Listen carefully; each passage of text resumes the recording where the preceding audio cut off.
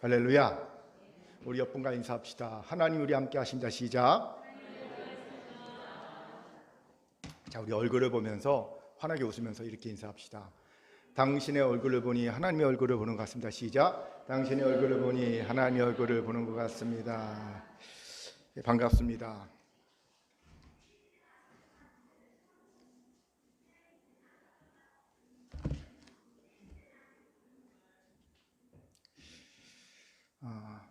며칠 전 흥미로운 뉴스를 접하게 되었습니다. 미국 샌프란시스코에 사는 데미 스코피라는 여성이 SNS를 통해 검은색 평범한 머리핀 하나를 가지고 물물 교환을 통해 집 얻기 프로젝트에서 성공했다는 기사였어요. 1년 6개월이 걸렸다고 하더라고요. 그녀는요, 머리핀 하나를 물물 교환해서 집 얻기로 결심한 후에 다양한 사이트에 머리핀을 올렸어요. 물론 아무도 관심을 기울이지 않았습니다.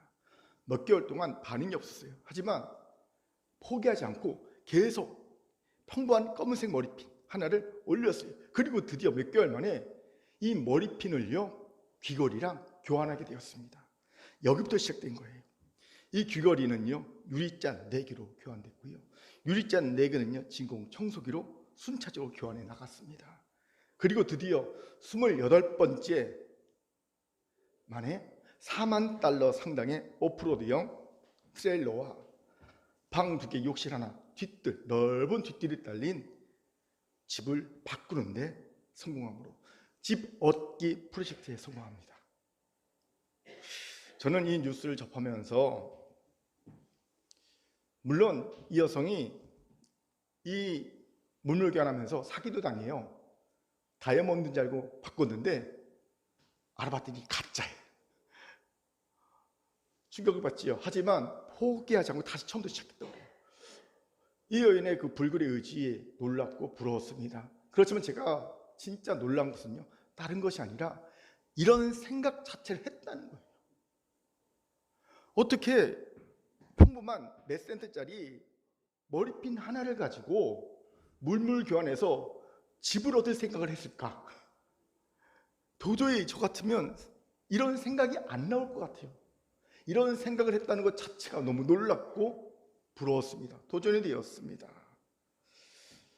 그런데 그녀는요, 누구도 상상치 못할, 꿈도 꾸지 못할 일을 꿈꿔봤고요, 도전했고요. 물론 중간에 사기를 당해서 실패도 경험했지만 결국은요, 1년 6개월 만에 성공해서 집을 얻게 됩니다. 나중에 보니까 그 집을 수리해서 기부하겠다고 하더라고요.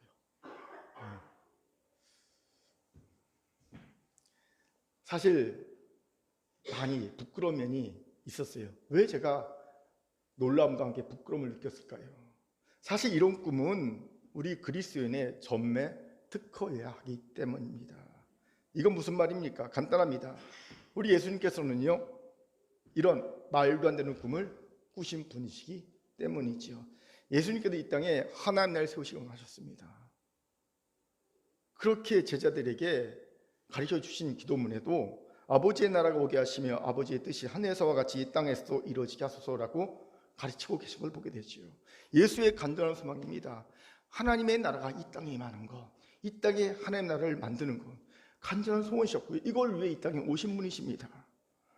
그 간절한 소원을 이루시기 위해 예수님께서 하신 일이 무엇입니까? 놀랍게도요, 이스라엘의 깡촌 중에 깡촌인 갈릴리의 제자들을 삼으신 거예요. 갈릴리의 사람들로 제자들을 삼으신 겁니다. 여러분, 예수의 제자 중에 돈이나 지위나 명예나 학식 있는 자가 있습니까? 없습니다. 상식적으로 절대 이런 이들로 하나님 나라 이룰 수 없습니다. 돈이 있어도, 지식이 있어도, 명예가 있어도, 학식이 있어도 하기 힘든 일이 하나님 나라 이 땅에 세우는 거예요. 그런데 하물며 이런 것들이 아무것도 없는 이들로 하나님 나라를 어떻게 세웁니까? 말도 안 됩니다. 그런데 예수님은요, 그 말도 안 되는 꿈을 꾸셨고요, 놀랍게도 그 꿈은요, 2000년이 지난 지금도 전 세계에서 확산되고 진행되고 있음을 보게 되지요. 그렇게 말도 안 되는 꿈을 꾸는 것은요, 사실 그 누구보다도 우리 그리스도인이 가장 잘해야 하는 부분이라는 겁니다. 우리 예수님이, 우리가 따라서 살아야 될 그 예수님이 그렇게 꿈을 꾸고 사셨기 때문입니다. 그런데 현실은 어떻습니까? 점점 이루어질 꿈, 이룰 수 있는 꿈만 꾸는 이들이 늘어나고 있다는 겁니다. 여러분, 교회에서 무언가 꿈꿀 때 가장 먼저 고려하는 것이 무엇입니까? 돈입니다. 그리고 사람 수입니다. 그리고 능력입니다. 여러분, 굉장히 합리적이지요. 뭔가를 꿈꿀 때, 계획할 때 재정이 있는가? 사람이 되는가? 능력이 되는가? 이거 판단하는 거, 고려하는 거 굉장히 합리적이지 않습니까? 그런데 여기에서 한 가지 결정적인 게 빠진 것이 있습니다. 우리 그리스도인들이 교회가 반드시 먼저 고려해야 될 것이 있어요. 뭡니까? 하나님의 뜻입니다. 그렇습니다. 하나님의 뜻이 우리가 꿈을 꿀 때 고려해야 될 가장 유일한 조건입니다. 사실 유일한 조건이지요. 나머지 돈이나 사람 수나 우리가 할 수 있는가 여부는요, 그리 중요한 고려 대상이 아닙니다. 왜요? 하나님의 뜻이라면 남은 것은 하나님이 채우실 것이기 때문입니다. 이게 믿음이에요. 그런데 하나님의 뜻이 현실 교회에서, 현실 성도에서는 항상 점점 뒷전으로 밀립니다. 뭐예요? 돈에, 사람 수에, 능력에 뒷전으로 밀립니다. 이러니 부끄럽다는 겁니다. 우리 가운데 이런 상황에서 머리핀 하나로 집을 바꿀 꿈을 꾸는 사람이 나오겠냐는 거예요. 예? 그런 말도 안 되는 상상을 하고 꿈을 꾸고 그 꿈에 도전하는 사람, 그리고 그 꿈을 이뤄낼 사람이 나오겠냐는 겁니다. 항상 이런 얘기는 남 이야기죠. 와, 부럽다, 놀랍다. 하지만 나하고는 상관이 없는 거예요. 사실 이 여성도요, 자신이 먼저 한 게 아니라 누군가가 그렇게 한 걸 보고요, 도전받고 시도해 본 거예요. 따라해 본 거예요. 나도 한번 해볼까? 그리고 이룬 거거든요. 우리는 항상 남의 얘기를 듣고 부러워하고 놀라기만 하지요. 그렇게 사랑하는 긍휼 성도 여러분, 이제 우리 이런 부끄러움에서 벗어나 하나님의 뜻이라면 마음껏 꿈을 꾸고 그 꿈을 이루게 노력하며 마침내 세상에 보기에는 말도 안 되는 황당한 꿈을 현실로 만들어내는 예수를 닮는 우리가 되기를 주의 이름으로 축원합니다. 아멘. 자, 저를 한번 따라해 봅시다. 하나님의 뜻이라면 황당한 꿈도 옆분 보면서 웃으면서 인사해야 합니다. 꿀 수 있어야 합니다. 시작. 꿀 수 있어야 합니다. 이런 이게 예수께서 해주신 겨자씨 비유가 주는 귀한 통찰이 있어요. 무슨 말입니까? 마태복음 13장은요, 예수님께서 이 땅에 계실 때 해주셨던 천국에 대한 비유들을 모아놓은 장입니다. 그래서 별명이 붙어요. 마태복음 13장은 천국 비유장이라는 별명이 붙습니다. 이 중 예수님께서 겨자씨 비유를 하시는데요, 이 겨자씨 비유는 아주 이상한 말씀들이 나오고 있어요. 우리 같이 31절 32절을 크게 읽어보도록 하겠습니다. 시작. 또 비유를 들어 이르시되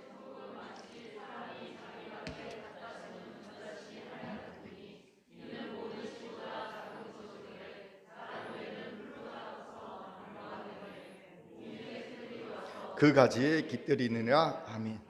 여러분, 이 겨자씨 비유를 읽으면서 무언가 이상하다라고 느껴지는 부분이 있습니까? 우리 큰교회 성도들은요, 있어야 합니다. 왜냐하면 제가 이 본문을 가지고 오늘로서 3번째 설교를 하고 있기 때문입니다. 물론 내용은 다 달라요. 하지만 3번째 설교라니까 오늘 본문을 보면 뭔가 좀 이상하다라고 느낄 수 있어야 합니다. 뭐가 이상합니까? 이상한 부분이 나타납니다. 첫째는요, 어떤 농부도 자기 밭에 달랑 겨자씨 하나만 심지 않습니다. 여러분, 넓은 밭이 있는데 어떤 농부가 겨자씨 하나만 달랑 심습니까? 이런 바보 농부는 없습니다. 그러니 이상하다는 거예요. 두 번째로, 이건요, 이스라엘의 평균적인 농사법과 다릅니다. 우리나라는요, 땅을 정성껏 파고 씨를 심고 흙을 덮지요. 하지만 이스라엘은 다릅니다. 이스라엘은요, 그냥 씨를 흙 뿌립니다. 쫙 뿌려놓습니다. 그런데 어떡합니까? 그 다음에 땅을 덮습니다. 갈아엎습니다. 그러니 씨가 많이 소실되는 거예요. 시편에 농부가 울며 씨를 뿌리러 간다고 나오는 게 그래서 그래요. 막 뿌려놓기 때문에, 그리고 뒤 없기 때문에 잃어버리는 씨가 많기 때문에 울며 씨를 뿌리는 거예요. 그러니까 평소에 이스라엘의 그 씨 뿌리는 것과 굉장히 다르지요. 이상합니다.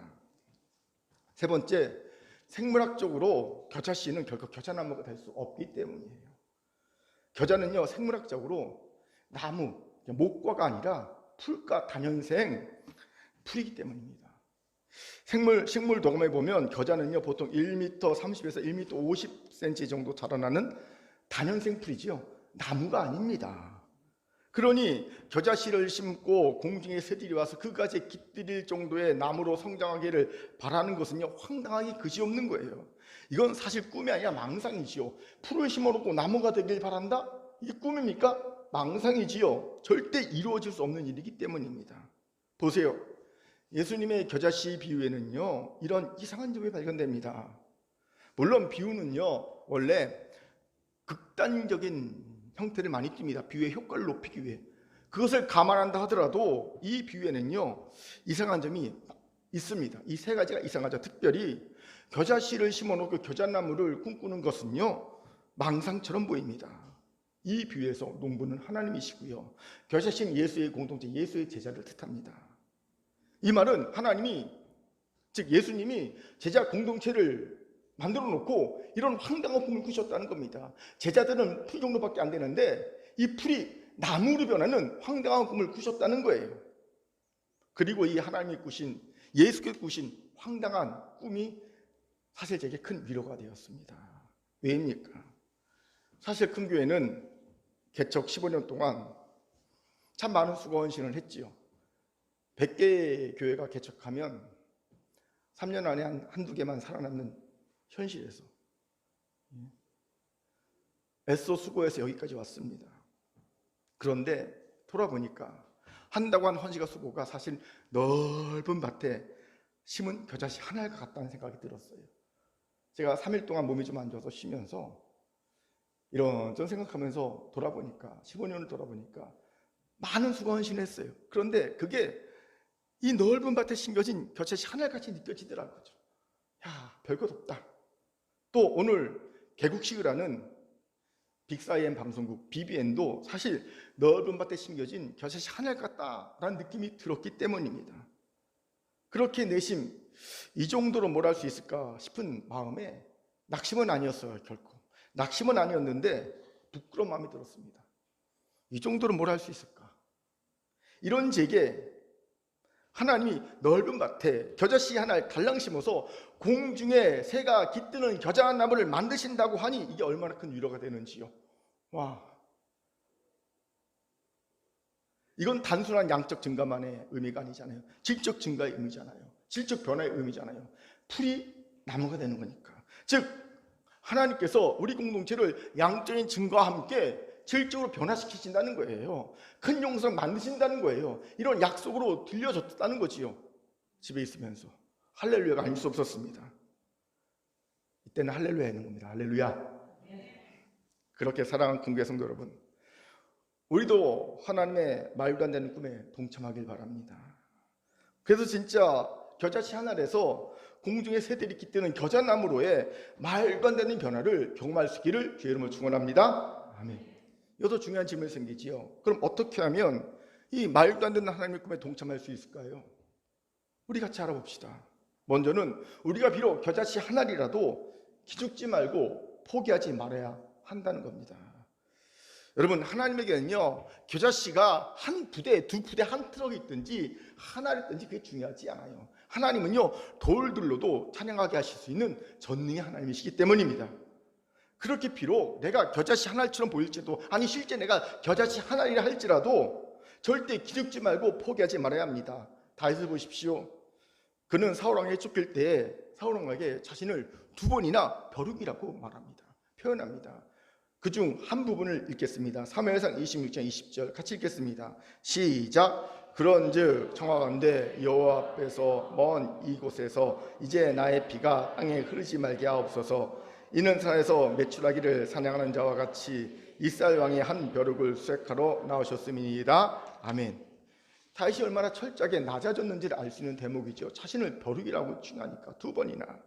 하지만 다윗은요, 그렇다고 절대 기죽지 않았어요. 하나님이 왕으로 부르신 그 부르심을 포기하지도 않았습니다. 그렇게 이어진 그의 행동을 보면 이래요. 사울왕의 추격이 너무 심하니까 그가 블레셋 시글락으로 정치적 망명을 합니다. 그런데 그냥 망명을 한 게 아니라, 망명해서 그는요, 이 남쪽 지방에서 오래전부터 살면서 유다 지파, 남쪽 광야에 살던 유다 지파를 괴롭히던 이민족들이 있었어요. 구술과 기르스와 아말렉이라는 이민족들을요 쳐서 진멸합니다. 시글락으로 망명한 김에 유다 지파를 괴롭히던 적들을 다윗이 쳐서 진멸합니다. 그리고 이런 일이 있었어요. 다윗이 시글락을 비운 사이에 아말렉인들이 시글락을 쳐서 다윗의 처자식과 재물을 약탈한 일이 벌어집니다. 그때 다윗이 추격해 가지요. 그래서 그들을 쳐서 다시 처자식과 재물들을 탈취해 옵니다. 그런데 그 재물들을 어떻게 하냐면요, 다윗이 유다 지파의 장로들에게 선물을 다 나눠줍니다. 왜요? 왠지 아십니까? 정치적 재기를 하기 위한 발판을 삼는 선물이었어요. 결국 정치적 재기를 하려면 유다 지파였던 다윗이 유다 지파의 지원을 받아야 될 것 아닙니까? 유다 지파의 지원을 받으려면 장로들의 지원을 받아야 되잖아요. 그렇지. 그러니까 다윗이 미리 시글락이 있으면서 탈취한 재물로 갖고 선물을 보냅니다. 이게 무슨 뜻입니까? 다윗이 결코 기죽지 않았다는 것이고요, 결코 왕으로서의 부르심을 포기하지 않았다는 겁니다. 결국 벼룩 같던 다윗이 다윗 왕국의 주인공으로 우뚝 서게 되는 기적의 주인공이 됨을 보게 되지요. 이에 반해 우리는요, 자신이 벼룩 같다고 느끼면요, 정말 벼룩처럼 행동합니다. 벼룩처럼 생각하고 벼룩처럼 말하고 벼룩처럼 선택합니다. 기가 팍 죽어서 부르심이고 뭐가 없죠. 다 포기합니다. 그냥 벼룩으로 끝날 인생이 되고 마는 거지. 왜 다윗과 우리 이런 차이가 나는지 아십니까? 간단합니다. 하나님과의 동행의 차이입니다. 다윗의 인생을 보면 하나님이 그의 평생에 함께 동행하셨음을 보게 되죠. 소년 다윗을 보십시오. 그는 하나님과 동행했기에 비록 거인 골리앗에 비하면 정말 벼룩같이 하찮아 보이는 자신일지라도 기죽지 않습니다. 싸움을 포기하지 않습니다.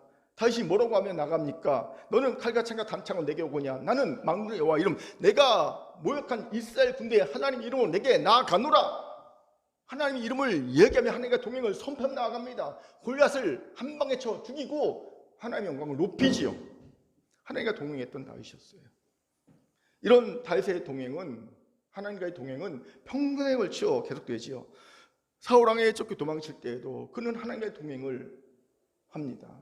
시편에 나오는 구구절절 그 아름다운 시호들은 하나님과의 동행을 말하죠. 또 그는 심지어는요, 승승장구할 때 교만하지 아니하고 가는 곳마다 하나님이 이기게 하시되 그때도 하나님과 동행을 합니다. 여호와께서 함께 하심으로 그는 가는 곳마다 승승장구합니다. 이기게 됩니다. 또 죄악에 빠졌을 때도 그는 하나님과 동행하는 걸 보게 됩니다. 그뿐입니까? 말년에 그는 또 하나님과 동행합니다. 그의 말년의 아름다운 그 찬양으로 추정되는 시편 23편에서 그는 이렇게 얘기하죠. 여호와 나의 목자시니 내게 부족함이 없으리로다. 그가 나를 푸른 초장에 누이시며 쉴만한 물가로 인도하시는도다. 정말 하나님과의 동행의 아름다운 비유입니다. 목자 양의 비유를 통해 하나님과의 동행을 그는 찬양하고 있는 걸 보게 됩니다. 이것을 주목합시다. 하나님과 동행하면 비록 나는 겨자씨 하나 같을지라도 기죽지 않습니다. 포기하지 않을 수 있습니다. 내 모든 핸디캡을 채우고도 남을 하나님이 내 옆에 계신데 내가 무엇 때문에 기죽습니까? 내가 무엇 때문에 포기합니까? 그럴 일이 없지요. 예전에 하도 오랜 일이라 기억이 가물가물한데 군대에 있을 때 제 2달 후임병으로 과장 조금 붙어서 천하장사 같은 친구가 들어왔어요. 키가 거의 190이 다 되고요, 얼굴이 이봉로같이 생겼습니다. 제가 공병대 출신인데 어느 날 보니까 공병대는 힘든 일이 많거든요. 포크레인 큰 이 타이어가 있어요. 이거 일반 장병이 4명이 듭니다. 어느 걔가요? 그걸요? 혼자 들어요. 어이씨, 혼자 들어요. 깜짝 놀랐어요. 와, 걔가 제 2달 후임이었으니 할렐루야지요. 2달 선임이었으면 전 죽었습니다. 아무튼 그런 친구가 딱 왔어요. 딱 봐도요 그냥 무시무시합니다. 이런 일이 있었어요. 그 친구 첫 휴가 때 한 4-5명이 같이 휴가를 나왔거든요. 데리고 나옵니다. 그때는 같이 데리고 나와서 그냥 안 보내고요, 저녁을 먹이고 집으로 같이 보내거든요. 그때 영등포 그 유흥가를 같이 지날 일이 있었는데, 평상시에 제가 영등포가 집이잖아요, 본가잖아요. 유흥가를 지날 때는 어떻게 지나냐면요, 저는요 평상시에 길 중앙이나 길가에서 빠른 걸음으로 잽싸게 무슨 일 안 나가려고 후다닥 지나갑니다. 예, 눈치 보면서. 근데 그날은요 딱 중앙에서 한 4-5명이 길을 꽉 채우고 위풍당당하게 마치 일본말 여긴 내 나발이다 하고 외치는 듯이 아주 버젓하게 그냥 그 중앙을요, 유흥가 중앙을 쫙 걸어갔습니다. 누구든 내 앞길을 막지 마, 그런 식으로 쫙 갔어요. 왜일까요? 군인 한 4-5명이서 190짜리가 있잖아요. 거인이 있잖아요. 누구와 비교해도 뒤지지 않아요. 와, 우리가 힘이 장성은 받거든요. 힘이 장성은 받거든요. 네. 그런 친구가 딱 있고요, 주변에 있으니까 무서운 게 없는, 두려운 게 없는 겁니다. 하물며 전능하신 하나님이 우리 곁에 계신데 뭐가 두렵고 뭐가 무섭고 뭐가 기가 죽고 포기할 게 있겠습니까? 그런데 우리는 문제가 뭐냐면 하나님과 동행하지 않는다는 거지요. 그저 하나님은요 우리의 마블 캐릭터 중 한 분처럼 여깁니다. 여러분, 마블 캐릭터 중 한 분이 어떤 분이냐면 뭐 슈퍼맨이나 이런 분들 있죠. 우리가 뭔가 문제가 생길 때 도와줘요 그러면 나타나서 딱 도와주고 사라지는, 하지만 우리의 이름도 모르고 그렇죠, 우리와는 전혀 인격적 관계를 맺지 않은 그런 분을 여긴다는 거죠. 내가 위험에 처할 때만 잠깐 와서 날 도와주고 가는 거예요. 하지만 나를 몰라요. 나도 그를 몰라. 인격적 교제가 없어, 관계가 없어. 그런 분이 여긴다는 거지요. 이러면 반드시 기가 죽게 되어 있습니다. 부르심을 포기하게 되어 있습니다. 왠지 아십니까? 우리가 아무리 잘나도요, 우리의 대적 공중권세 잡은 자는요 항상 우리의 능력을 알거든요. 우리보다 월등히 센 놈을 우리 상대로 붙여주기 때문입니다. 우리의 대적은요 우리의 능력을 알기 때문에 우리보다 월등히 높은 능력을 가진 상대를 붙여줍니다. 그렇게 항상 우리는 그와 비교하면 메뚜기 같고요, 벼룩 같고요, 겨자씨 하나 같습니다. 우리의 대적과 나를 비교하면 항상 그렇다는 거지요. 이러니 하나님과 동행해야만 이런 상대를 보면서 기죽지 않을 수 있어요. 포기하지 않을 수 있습니다. 사실 이건 제 고백입니다. 겁도 없이 하나님이 주신 비전과 꿈이기에 방송국을 시작한다고 뛰어들었잖아요. 큰 영향력을 미치는 성도가 되고 교회가 되는 것, 우리 교회가 15년 전부터 받은 비전 아닙니까? 여러분, 요즘 같은 시대에 큰 영향력을 미치려면 뭘 해야 됩니까? 미디어잖아요. 그렇지요? 그래서 방송국을 한번 뛰어들었어요. 그런데 뛰어들어 보니 이건 제가 가진 능력, 우리가 가진 능력으로 보니까 이건 그저 넓은 들판에 심겨진 겨자씨 하나이 아니라 광활한 만주 벌판에 심겨진 겨자씨 하나 같더라고요. 솔직한 고백이에요. 그러니까 이 사역이 내 능력, 우리의 능력에 비하면 그냥 넓은 들의 밭에 심겨진 겨자씨 하나이 아니라 광활한 만주 벌판에 심겨진 겨자씨 하나를 같이 느껴지더라는 거죠. 아무리 나 목사가 긍정적이라 해도 기가 죽을 수밖에 없겠죠. 포기하고 싶은 마음이 들 수밖에 없겠죠. 예, 사실 그랬어요. 기가 죽었고요, 포기하는 마음이 들었어요. 그런데 이런 날 하나님이 딱 붙잡아 주셨더라고요. 3일 동안 혼자 끙끙 앓고 있는데 이런저런 생각하고 있는 하나님께서 제 옆구리를 딱 끼시면서 나 목사 정신 차려, 기죽지 마, 포기하지 마 말씀하시더라는 거죠. 오늘 말씀을 주시면서 제가 하나님께 받은 말씀이에요. 그렇기에 여기까지 왔습니다. 그 사이에 생각지도 못했던 전 세계로 생방송되는 일들이 벌어졌고요. 할렐루야. 이따 보시면 깜짝 놀랄 겁니다. 그렇게 사랑하는 큰교회 성도 여러분, 이제 하나님과 동행합시다.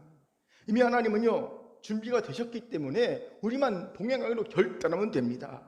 비록 만주 벌판에 심겨진 겨자씨 하나라도 기죽지 않을 수 있고요, 포기하지 않을 수 있습니다. 이런 우리가 될 줄 믿습니다. 아멘. 자, 저를 따라합시다. 하나님과 동행합시다. 겨자씨라도 기죽지 않고 옆분을 보면서 포기하지 않을 수 있습니다. 시작. 포기하지 않을 수 있습니다. 아멘. 두 번째로, 이 황당한 하나님의 꿈에 동참하려면요, 하나님의 집중 관리를 견뎌내야 합니다. 생각해 보세요. 농부는 달랑 겨자씨 하나를요, 넓은 밭에 심었습니다. 그리고 큰 기대를 가져요.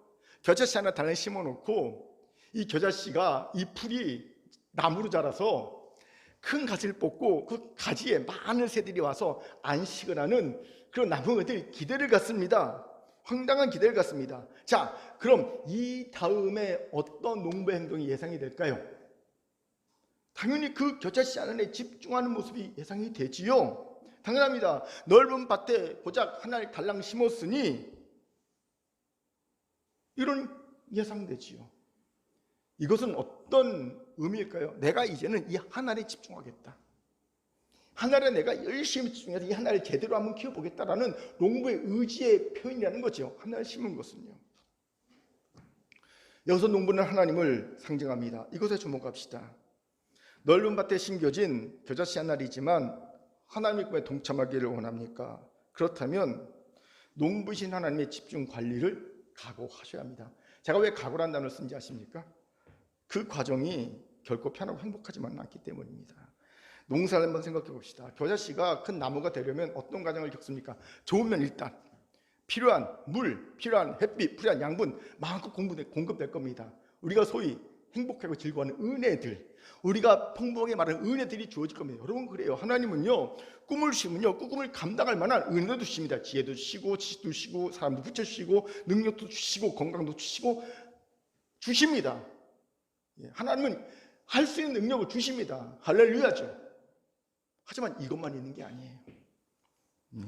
힘써 견뎌할 것도 주십니다. 뭡니까?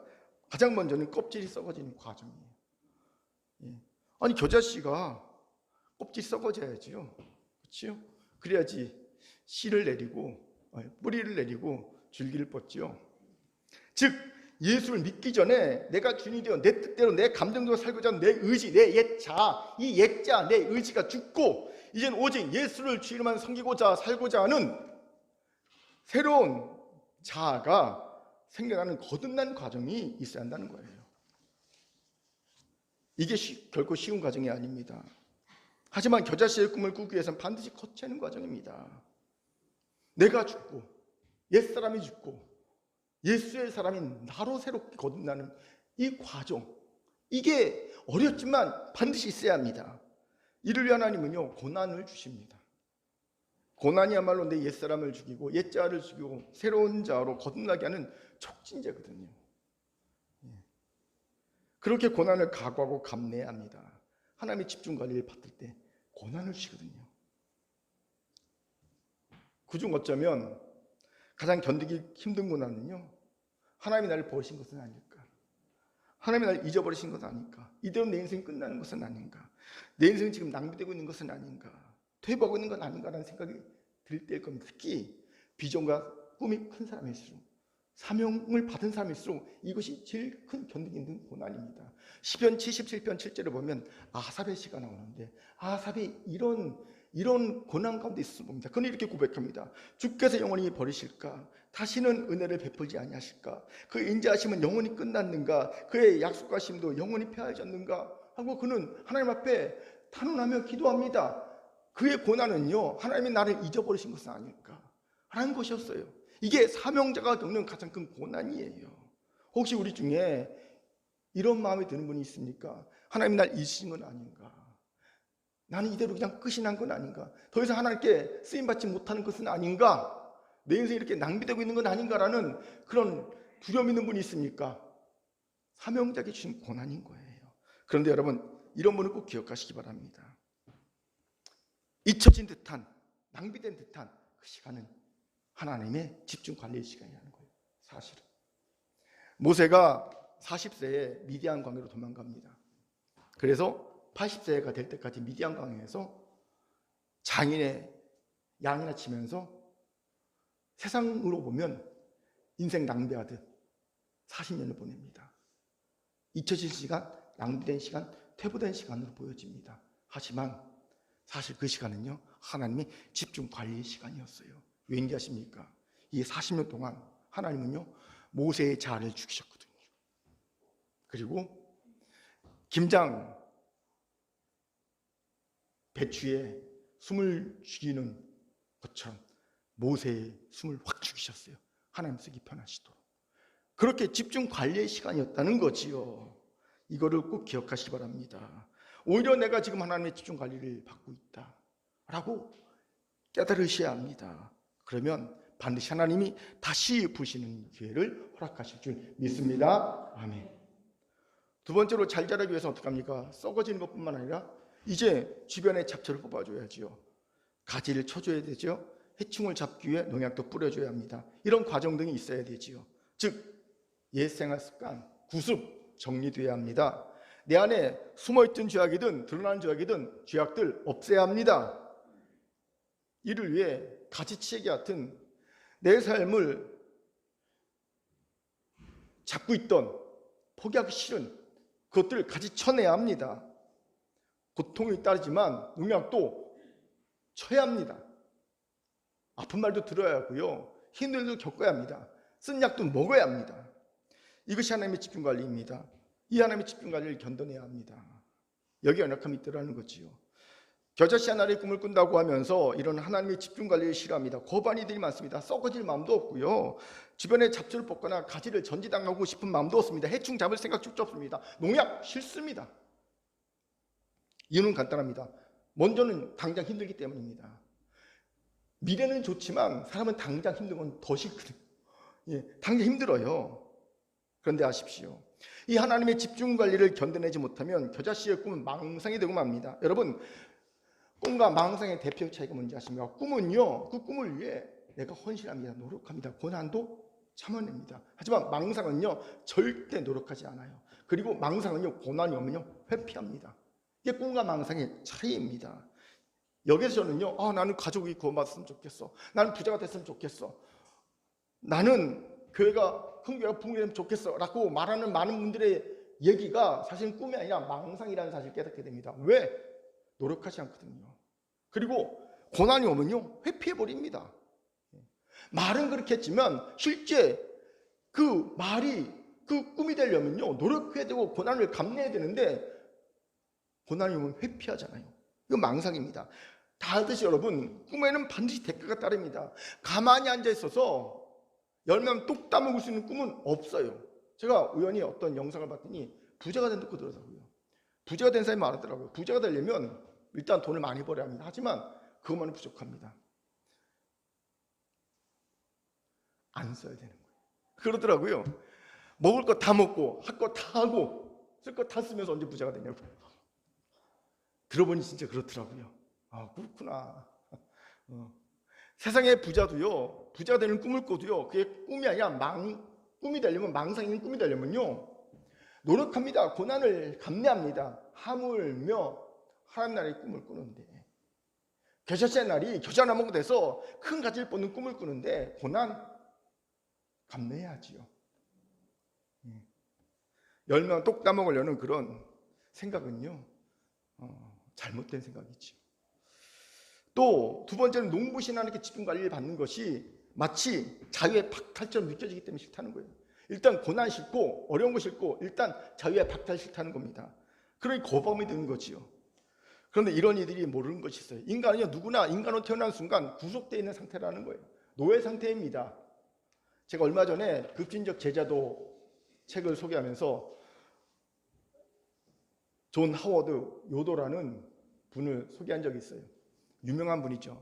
이 요도가 이런 얘기를 해요. 그 책에서 우리 인간의 실존을 얘기하면 우리 인간은요, 노예 상태인가 자유자의 상태인가를 선택하는 삶이 아니라 실제는 노예 상태에서 어떤 삶을 선택하시가를 하는 존재라는 거죠. 인간으로 태어난 이상 우리 인간은 노예 상태일 수밖에 없다는 거예요. 그러니까 자유냐 노예 상태냐를 결정하는 것이 아니라 노예 상태에서 무언가 어떻게 살 것인지를 결정할 수밖에 없는 존재라는 겁니다. 저는 이 요도의 말에서 마태복음 11장 28절 30절까지 예수의 말씀을 이해합니다. 예수 말씀하시죠. 수고하고 무거운 짐진 자라 다 내게로 오라. 수고했지만 황당하게도 무거운 짐을 질 수밖에 없는, 수고했으면 무거운 짐을 안 져야 되잖아요. 근데 수고했는데도 불구하고 어째서 무거운 짐을 졌어요? 피곤하면 힘듭니다. 그런 자들 예수님이 초청하시죠. 내게로 오라. 그럼 어떤 말이 나와야 됩니까? 내게로 오라. 내가 너의 무거운 짐을 다 벗겨버리고 멍에를 다 벗겨버리리라.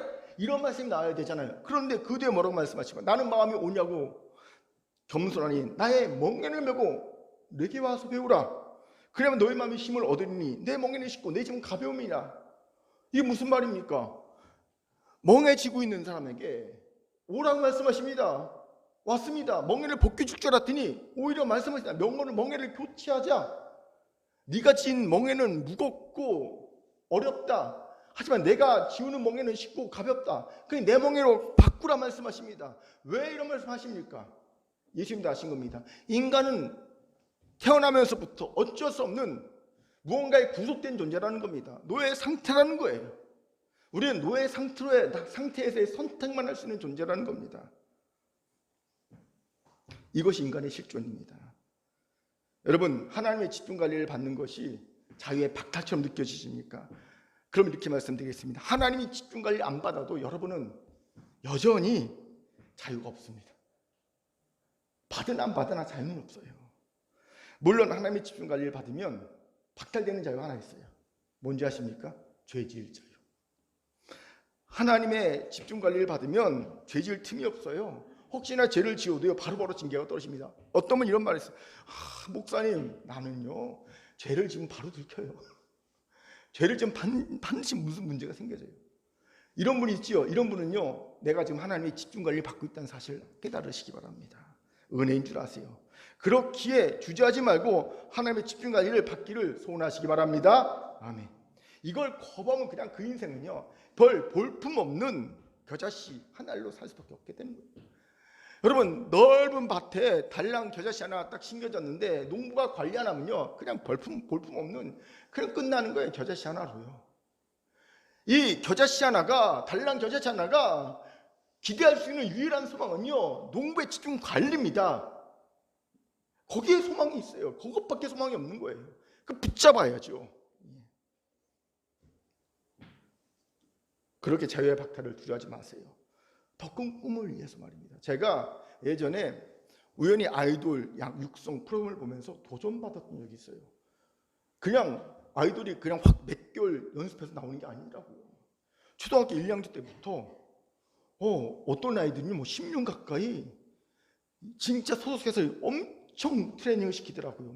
매달 월말마다 테스트 해갖고요 점수 매기고 거기서 점수에 떨어지면요 탈락되고, 그러는 시스템을 거쳐서 오랜 기간 동안 그 고난의 시간을 견뎌낸 이들만 딱 아이돌로 데뷔하고요 스포트라이트를 받는 거더라고요. 전 그걸 보면서 이야, 하나님께 죄송하다는 생각이 들었어요. 겨자나무의 꿈을 가진 겨자씨인 우리들이 아이돌들보다 못해서 해야 되겠는가 라는 생각이 들었기 때문입니다. 그렇게 이제 기쁨과 감사와 자원함으로 집중관리를 받는 우리 모두가 되기를 주님으로 축원합니다. 아멘. 자, 옆보가 이렇게 인사합시다. 하나님의 집중관리를 견뎌냅시다. 시작. 하나님의 집중관리를 견뎌냅시다. 마지막 세 번째로 하나님의 꿈에 동참하려면 하나님의 안목이 필요합니다. 무슨 말입니까? 질문 한번 드리지요. 여러분, 넓은 밭에 달랑 겨자씨 하나를 심어놓고 농부가 어떤 생각을 했을까요? 무엇을 생각했을까요? 당연히 농부니까 씨를 심었으니 결실을 생각할 거 아닙니까? 오늘 본문의 농부는요 달랑 겨자씨 하나를 심어놓고 뭘 기대합니까? 그냥 이 겨자씨가 겨자나무가 돼갖고 울창한 막 가질난 나무 돼갖고 많은 새들이 와서 막 보금자리 얻는 그런 기대를 합니다. 이 기대가 의미한 바가 무엇인지 아세요?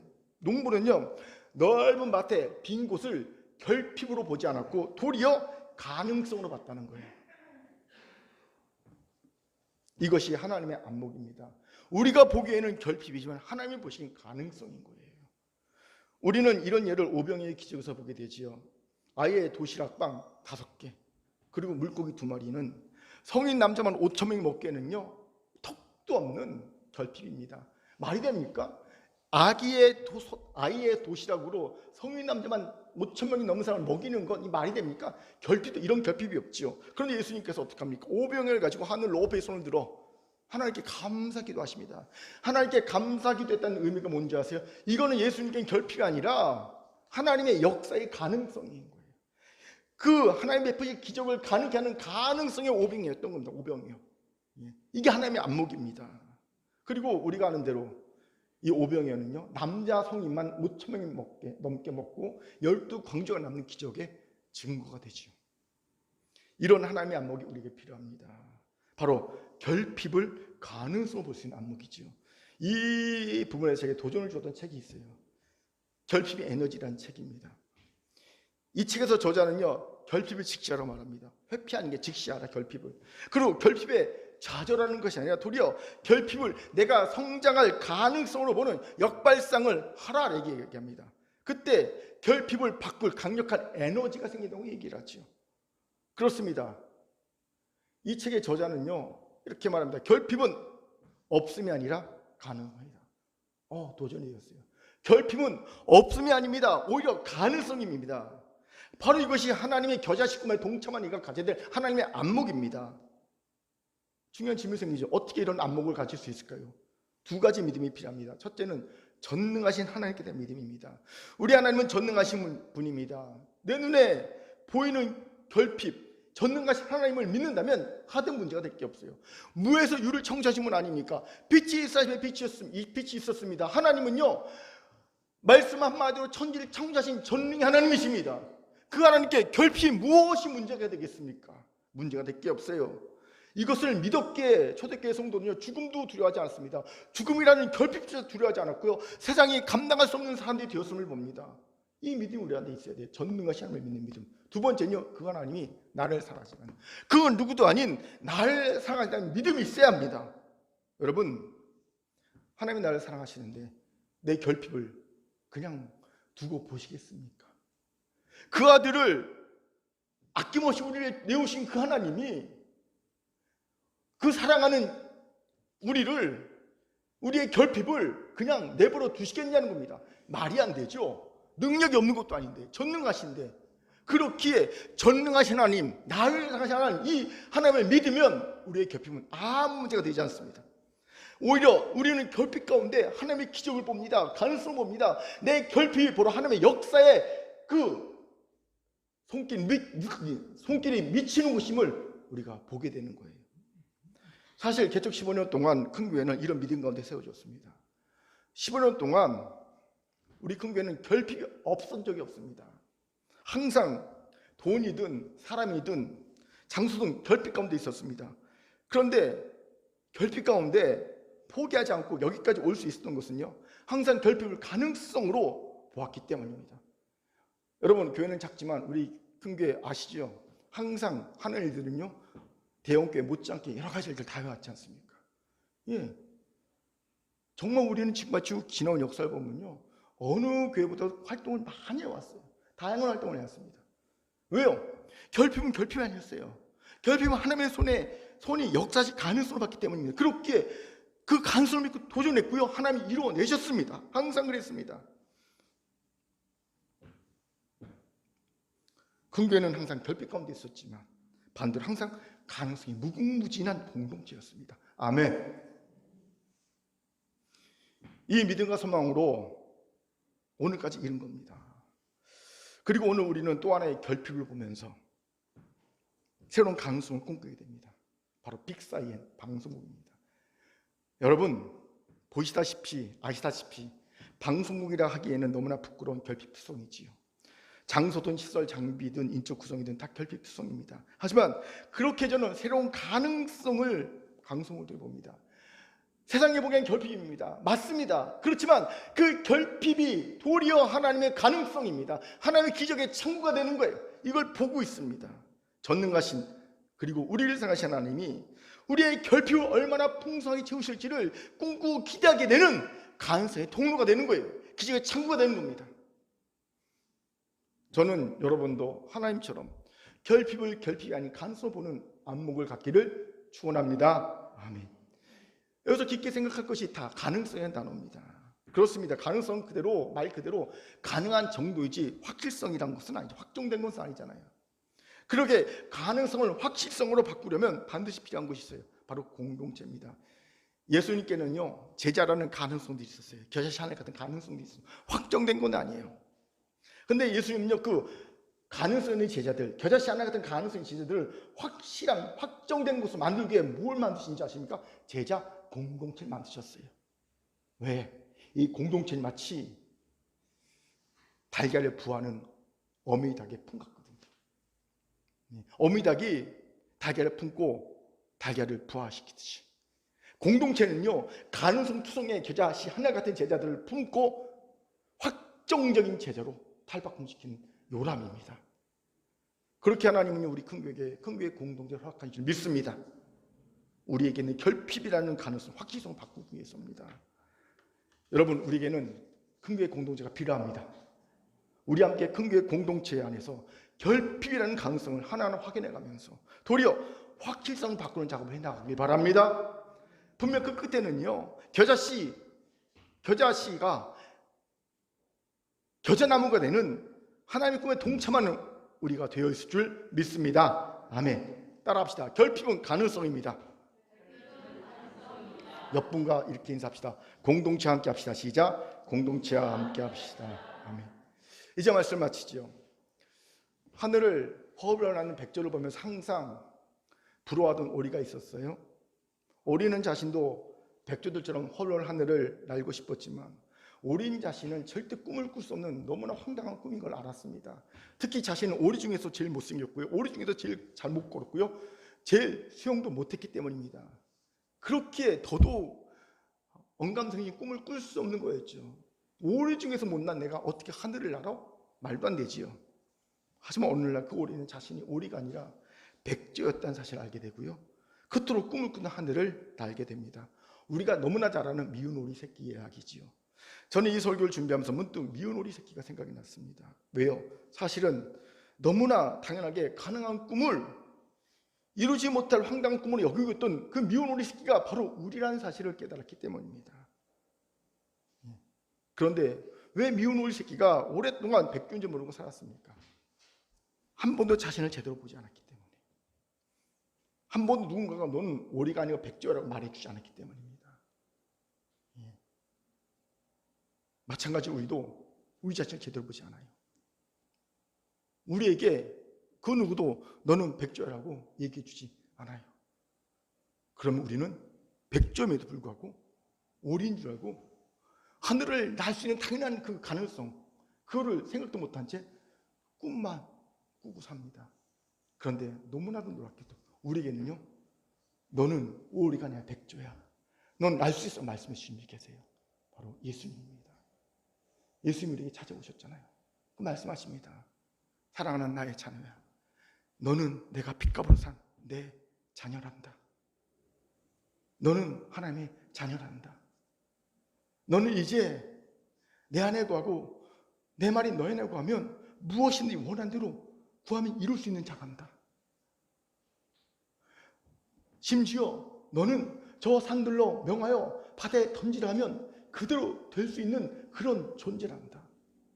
할 수 있긴 무슨 말이냐? 믿는 자에게 능치 못할 일이 없다 말씀하셨어요. 하늘을 훨훨 날 수 있는 존재라는 거예요. 할렐루야. 여러분, 우리는 이런 얘기를 들었습니다. 이런 얘기를 듣지 않았다면 저는 여전히 제가 오리인 줄 알았을 겁니다. 이런 얘기를 듣지 못했다면 우리 공동체는 여전히 우리가 오리 공동체인 줄 알았을 겁니다. 하지만 오늘 예수님 말씀하십니다. 너는 오리가 아니고 백조야. 내가 널 백조로 만들었잖아. 너는 겨자씨가 아니라 겨자나무야. 내가 널 그렇게 만들었잖아. 변화시켰잖아. 할렐루야. 그렇게 이제 우리는 더 이상 갈랑 겨자씨 하나가 아닙니다. 벼룩도 아닙니다.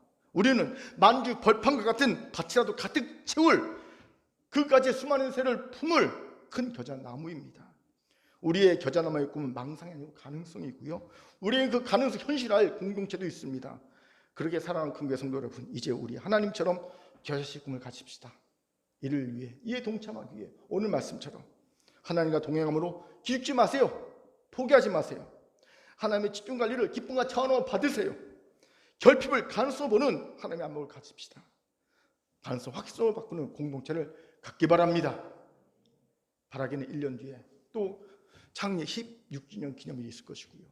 감사예배가 있을 것이고요. 또 BBN 개국 1주년 감사예배가 있을 겁니다. 이때 우리 한번 확인해 봅시다. 하나님의 가능성으로 심어놓은 이 겨자씨 달랑 하나리 얼마나 대단한 역사를 갖고 자라나 있을지 기대해 보면 좋지 않겠습니까? 오늘 이 기대의 마음을 가지고 이 꿈을 가지고 이 꿈의 헌신과 노력과 사랑과 애씀을, 기도의 눈물, 수고의 땀, 헌신의 피를 드리는 우리 큰교회 성도가 다 되기를 주님을 축원합니다. 아멘. 하나님의 주신 말씀이었습니다. 기도하겠습니다. 사랑과 자비 하나님 참 감사합니다. 하나님, 오늘 우리가 겨자씨의 꿈을 꾸셨던 하나님의 꿈에 동참하기 원합니다. 비록 달랑 겨자씨 하나 아니지만 이 믿음을 갖고 심습니다. 그리고 이 씨에 우리의 수고의 땀과 기도의 눈물과 헌신의 피를 하나님 드리기 원합니다. 하나님, 겨자 나무 만들어 주시고 이 겨자나무에 수많은 새들이 와서 보금자를 얻는 놀라운 능력과 기적이 일어나게 도와주옵소서. 오늘 우리가 이것을 기대합니다. 꿈을 꿉니다. 역사여 주옵소서. 감사드리며 예수님 이름으로 기도합니다. 아멘.